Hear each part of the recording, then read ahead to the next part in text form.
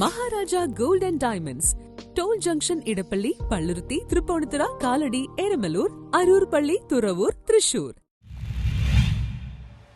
കൊച്ചിൻ സാഹിത്യ അക്കാദമി വായനാ ദിനത്തിൽ എഴുത്തുകാരി CK രാജം ടീച്ചറുടെ വസതിയിൽ ഒത്തുചേർന്നു. കൊച്ചിൻ സാഹിത്യ അക്കാദമി എഴുത്തുകാരി CK രാജം ടീച്ചറിന്റെ വസതിയിലെ ലൈബ്രറിയിൽ വായനാ ദിനാചരണത്തിന്റെ ഭാഗമായി ഒത്തുചേർന്നു. വായനാ ദിനാചരണം മാധ്യമപ്രവർത്തകൻ VP ശ്രീലൻ ഉദ്ഘാടനം ചെയ്തു. അവിടെ ഇതേവരെ മലയാളം പഠിച്ചിട്ടില്ല. പക്ഷേ ഞാൻ വളരെ ചെറിയ പ്രായത്തിൽ അവനെ കൊണ്ട് മലയാളം അത്യാവശ്യം കാര്യങ്ങൾ പഠിപ്പിച്ചുകൊണ്ട് അവനെ എഴുതാനും വായിക്കാനും പറഞ്ഞു.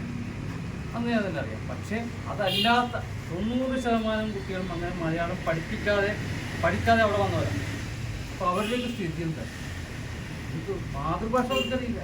ഇതൊക്കെ വിലാപങ്ങൾ മാതൃഭാഷ അറിയാതെ നൂറുകണക്കിന് കുട്ടികളുടെ നാടാണ് ഒരു സംസ്ഥാനത്ത് നിന്നുണ്ടാവും. മറ്റൊന്ന് ഈ മലയാളം പഠിപ്പിച്ചില്ല എന്ന് മാത്രമല്ല, ഇപ്പോൾ പത്രം ഓഫീസിലിരിക്കുമ്പോൾ നമുക്ക് ചില ആൾക്കാർ മിക്കവാറും ആൾക്കാർ വരുന്നത് വല്ലപ്പോഴും വരുന്നത് മരണം ആവശ്യമുണ്ട്.